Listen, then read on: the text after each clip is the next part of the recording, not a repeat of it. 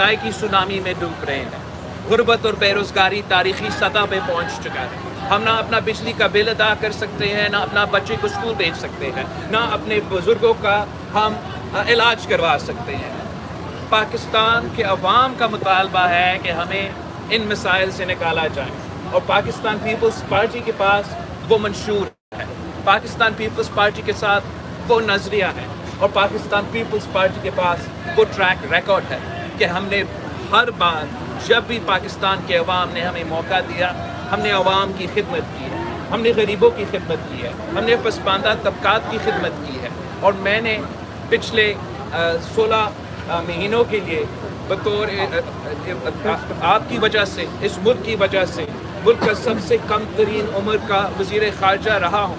मैंने पूरी दुनिया देखा है, मैंने ये भी देखा है कि पाकिस्तान में कितना पोटेंशल है, और अगर आप कोशिश करें कितना काम किया जा सकता है। तो हम चाहते हैं कि हम पाकिस्तान के अवाम का खिदमत करें, कि हम पाकिस्तान के अवाम को इन मसाइल से निकालें, कि शिकायत बिज़नेस कम्यूनिटी का जहाँ तक शिकायत है वो हर जगह पहुँचे, मगर हम अवाम का नुमाइंदगी करते रहें। नवाज साहब ये बता दें, अभी तक जो है वो इलेक्शन कमीशन ने इंतखाबात का शेड्यूल अनाउंस नहीं किया, पीपल्स पार्टी का क्या मौक़िफ़ है इस पर? और दूसरा, आम इंतखाबात ये अभी मौजूदा हालात में PDM का क्या मुस्तक़बिल है? जहाँ तक इलेक्शन कमीशन का सवाल है, पाकिस्तान का मौजूदा इलेक्शन कमीशन ने अपना पिछला 4 साल की कारकर्दगी से अपना जो एक स्टैंडर्ड है, एक क्रेडिबिलिटी है, पाकिस्तान के अवाम के सामने उन्होंने वो तो साबित कर लिया। आप टास्का का इलेक्शन उठा के देखें, जब उन्होंने दानली करने की कोशिश किया था तो इलेक्शन कमीशन ने वो दानली पकड़ा, वो दानली नहीं होने दिया।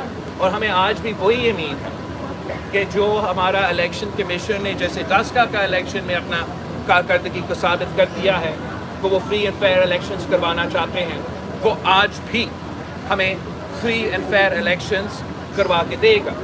हमारा एक पाकिस्तान पीपल्स पार्टी का और इलेक्शन कमीशन का और पाकिस्तान डेमोक्रेटिक मूवमेंट का आइन के मुताबिक जो हमारा इंटरप्रिटेशंस हैं उसमें एक फ़र्क है, एक इख्तिलाफ राय है। पाकिस्तान पीपल्स पार्टी के ख्याल में आइन के मुताबिक इलेक्शंस को 90 दिन में होने चाहिए, दूसरे जमातों के और इलेक्शन कमीशन के मुताबिक इलेक्शंस जो है वो डिलिमिनेशंस के बाद होना चाहिए। पाकिस्तान पीपल्स पार्टी ने इलेक्शन कमीशन से इंगेज किया, हमारा इंगेज करने के बाद हमने ये नोट किया और अप्रिशिएट किया कि इलेक्शन कमीशन ने वो जो डेट्स डिलिमिटेशंस के थे वो आगे लेके आए हैं, और ये एक मेरे ख्याल में एक मुनासिब इशारा था कि इलेक्शंस तो वो भी ज़्यादा जल्दी करवाना चाहते हैं। मगर आज भी पाकिस्तान पीपल्स पार्टी का ये ख्याल है कि इलेक्शन कमीशन को इलेक्शन डेट अनाउंस करना चाहिए, इलेक्शन स्केड्यूल अनाउंस करना चाहिए, वरना जिस तरीके से इलेक्शन कमीशन वो इख्तियार इस्तेमाल कर रहे हैं जो उनके पास है नहीं जब तक इलेक्शन स्केड्यूल ऐलान किया जाए। और इलेक्शन कमीशन को ये भी देखना चाहिए कि मुल्क में एक दोगला पॉलिसी क्यों चल रहा है। इलेक्शन कमीशन का जो भी रूल्स है, जो भी पाबंदियां हैं, अगर वो सिंध पे लागू है तो फिर वो वफाक, पंजाब और KP और बलूचिस्तान पे भी लागू है। ये तो बड़ा अजीब बात है कि वो इलेक्शन जिसका इलेक्शन स्केड्यूल आपने आज तक ऐलान नहीं किया, उस साफ शफाफ इलेक्शंस करवाने के लिए आप सिंध में जो अफसरान हैं, अच्छे हैं बुरे हैं, मैं उस पे नहीं जाते। सारे ऑफिसर्स मेरे ख्याल में काबिल ऑफिसर्स हैं, जहाँ भी वो पोस्टेड है वो अच्छे काम करेंगे।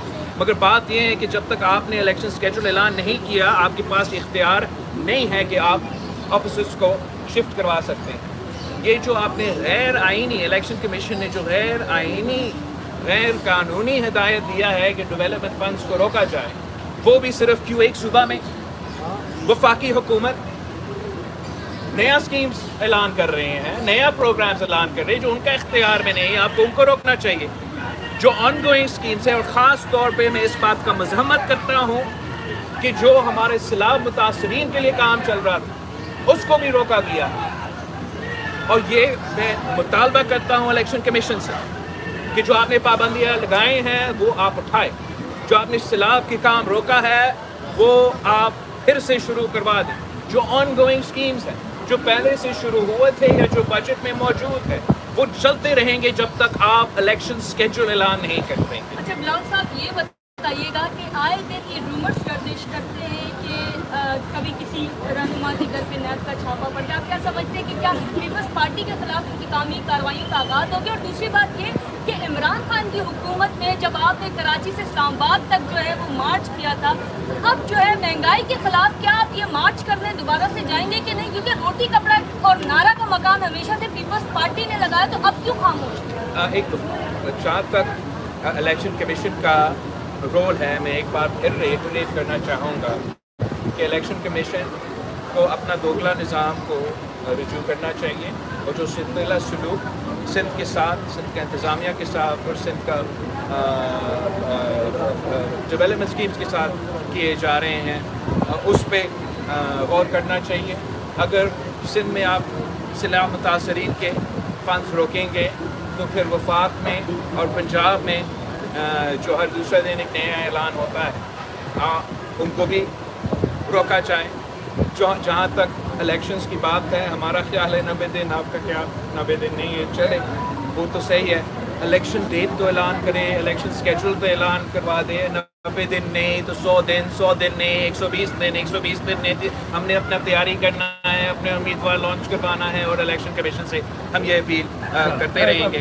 جہاں تک آپ کا سوال ہے کہ پاکستان پیپلز پارٹی کے خلاف کوئی انتقامی سلوک کیا جا رہا ہے نیب کے طرف سے یا کسی احتساب بیورو کی طرف سے، وہ میں سمجھتا ہوں کہ وہ جھوٹے خبر اور فیک نیوز چلانے والے کا وہی پروپیگنڈا، وہی کردار کشی جو میں پہلے ذکر کر رہا تھا اس کا ایک ایگزامپل ہے، اور اس میں کوئی حقیقت نہیں ہے. آپ مجھے ایک پاکستان پیپلز پارٹی کا ممبران نیشنل اسمبلی یا ممبران پروونشل اسمبلی کا نام بتا دے جو ایگزیکٹو کنٹرول لسٹ میں ہو. میں تو سن رہا تھا کہ 30 پاکستان پیپلز پارٹی کا سیاستدان جو ہے وہ ای سی ایل پہ ہے. میرا نہیں خیال کوئی ای سی ایل پہ ہے. نہ پیپلز پارٹی کسی نیب شیب سے نہ ماضی میں ڈرا ہے، نہ آج ہم ڈرتے ہیں. مگر یہ جو پروپیگنڈا کیا جا رہا ہے ان سے کیا جا رہا ہے جو الیکشن سے بھاگ رہے ہیں، جو عوام کا احتساب سے بھاگ رہے ہیں. وہ چاہ رہے ہیں کہ پاکستان پیپلز پارٹی کو نیب کا جھوٹی خبر چلا کے ہمیں، اگر وہ سمجھتے ہیں کہ ہمیں خاموش کروا دیں گے، وہ تو ان کا غلط فہمی ہے. مگر جہاں تک انتقامی رویہ ہے، میں نہیں سمجھتا ہوں کہ کوئی ایسا انتقامی رویہ پاکستان پیپلز پارٹی کے خلاف چل رہا ہے. اور ہم جہاں تک کیسز ہیں پچھلے 16 مہینوں میں شاید دوسرے سیاسی جماعتوں نے اپنے جو سیاستدان پہ کیسز تھے ان پہ کسی نہ کسی طریقے سے اپنے آپ کو باعزت بری بھی نکلوا دیا. پاکستان پیپلز پارٹی کا فوکس اپنے کام پہ تھا، اپنے کیسز پہ نہیں تھے. کوئی کیسز وہیں کی وہیں ہیں، اور میرے سارے لوگ پاکستان پیپلز پارٹی کی قیادت سے لے کے کارکن تک ہم عدالت کا سامنا کرنے کے لیے تیار ہے، ہم نیب کا سامنے کرنے کے لیے تیار ہیں. اور جو لوگ شاہ سے زیادہ وفادار ہے آج کل اور اس قسم کے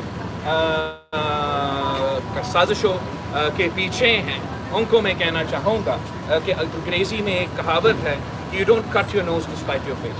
اور اگر اس قسم کا کام چلتا رہے گا تو وہ انگریزی کا جو کہاوت ہے اس سچویشن میں. بلاول صاحب یہ جو ہے وہ الیکشن کمیشن سے ملاقات کی ہے، جس پر اظہر عباس نے بڑا اعتراض بھی کیا. یہ کیا عمران خان کو لیڈ دلانے کے لیے ہے؟ اور جج بھی جو ہے وہ آپ لوگوں کے سیاسی کیسز جو ہے وہ کھول رہے ہیں. ابھی جاتے جاتے جو آپ نے احتساب بل پاس کیا تھا وہ اس کو بھی اب ختم کرنے کے لیے اس کو بھی اڑاتے ہوئے جا رہے ہیں.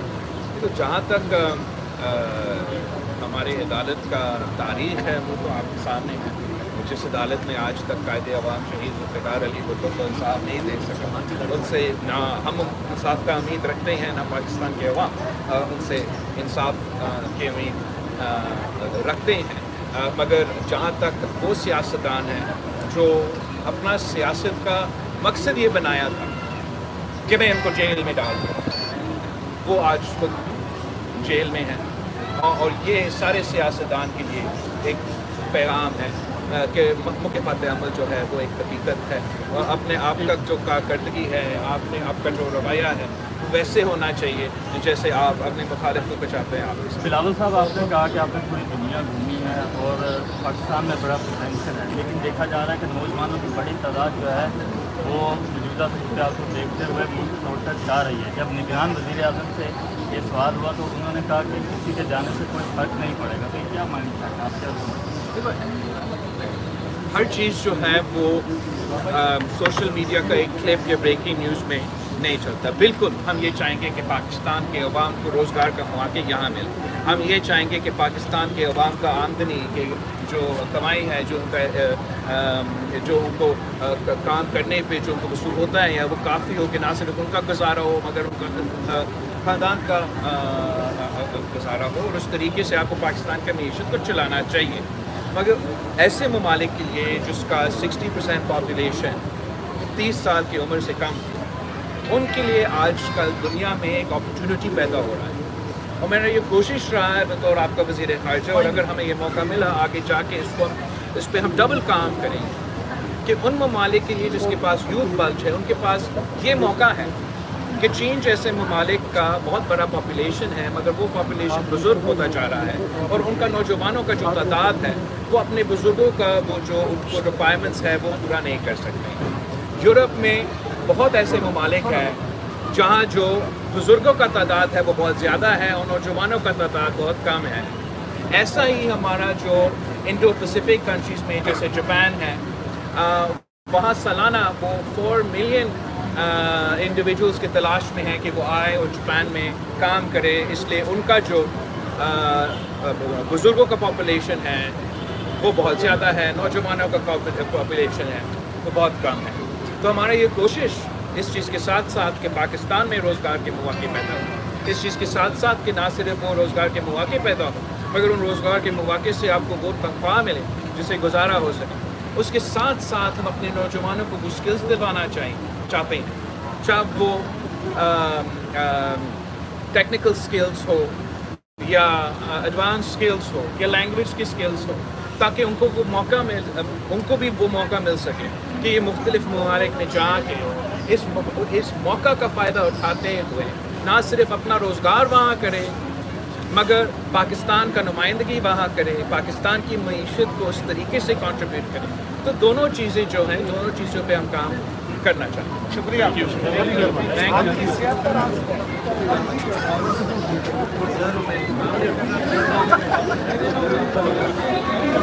यू।